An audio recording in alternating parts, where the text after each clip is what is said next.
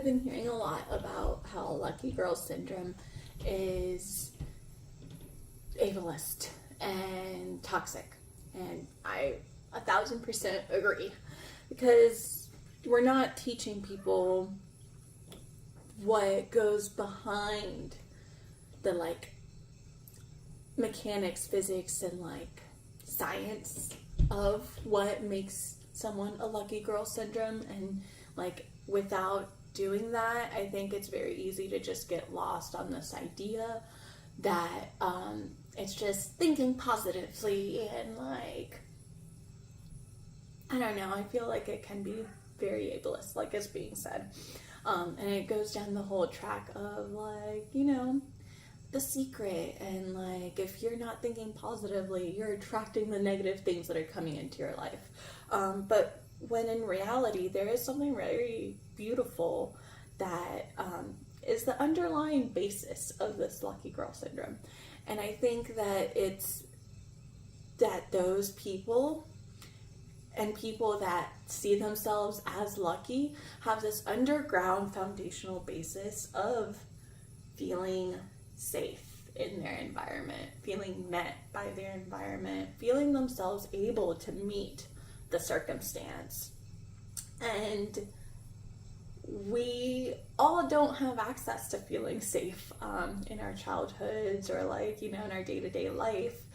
And instead of just being like, oh, we should think positively, like we should switch the way that we're seeing the world, I think we need to come to a recognition of like, hey, this is where I'm at, this is why I'm seeing the world this way, and how can I, knowing and seeing all these different variable factors, like come to find safety, come to find that like strength and that perspective of I can meet the circumstance.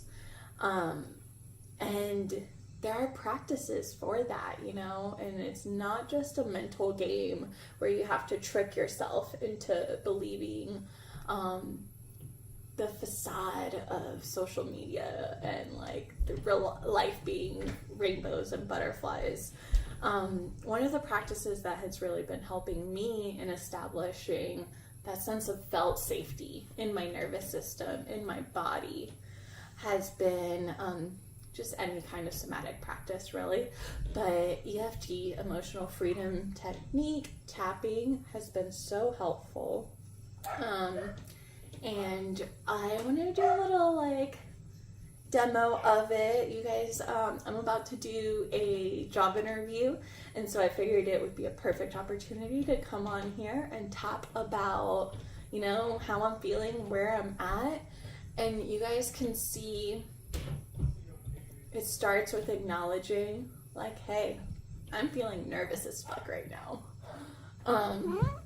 And I think that that's what a lot of these teachings of new age spirituality and like all this stuff is lacking, is that the fact that we really truly need to establish the safety in our bodies first. Hi, I'm sorry, you're stuck on my shirt. Okay. Alright. So yeah, I'm gonna start with a little tap. And you guys can follow. Well, this is going to be a very specific one towards my job interview, but I think I'll be doing more of these, and feel free to follow along if it resonates. If not, you know, whatever. So these are some practices that help me meet myself in the moment and establish that sense of safety afterwards. Okay, so starting with a deep breath. And tapping, there are 8 different points, and you just start by, you go through them, and there are meridian points that help your body, you know, like attune to what you're trying to say, the energy you're trying to clear out or like bring in and stuff like that. So these meridian points in the body are actually all very scientifically backed as to why they would affect your energy in certain ways. Anyways, okay, I'm gonna start. All right, So start with acknowledging the point. So I have a job interview coming up, and even though I'm feeling really nervous about it, I choose to just acknowledge it and know that opportunities can come from it. Even though I've gotten a lot of rejections this week, this month, this year, I know that it's not always going to be this way. It hasn't always been this way. Even though meeting with authority or like boss figures makes me a little nervous, I choose to relax and love myself now. Even though I'm a little nervous of what she's going to ask, what she's going to say, about whether I'll stumble upon my words, I choose to love and accept myself here.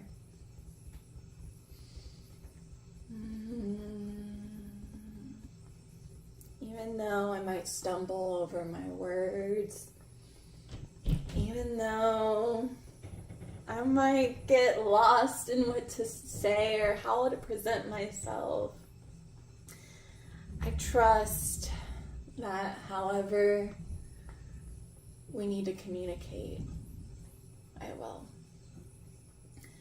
Even though I feel a little funky applying for a job that's a bit out of my field, I choose to trust myself. Even though I might not get the job, I know that I am enough.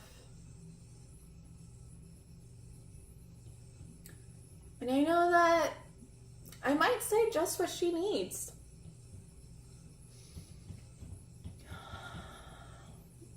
And even though there's a lot of unknowns in this, I can lean into how I show up.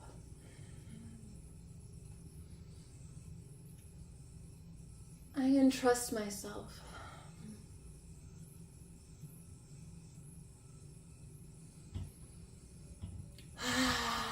Even though there's some nervousness and some pressure around needing this job,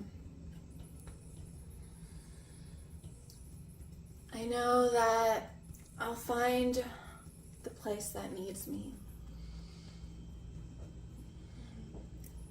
Even though it's a little bit nerve-wracking, I know I can show up and let go of any anxieties.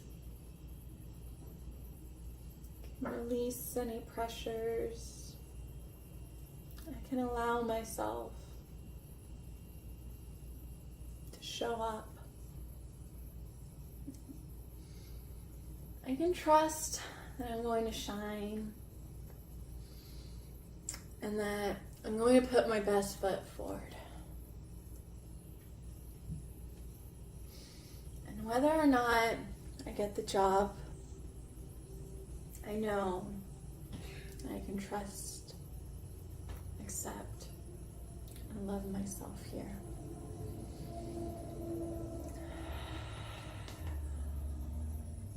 Even though it's a little nerve-wracking, I'm excited for the opportunity.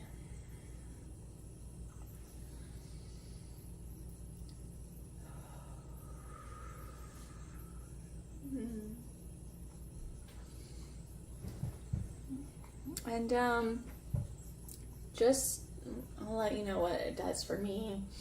Going through those points, those different meridians in my body, acknowledging how I feel, acknowledging the possibilities, and really connecting with these energetic points and connecting with my body, my being, and the reality and the truth of things, and then the possibility of it all, it really allows me to like come into being, come into safety, come into presence, and be able to create from there. So yeah.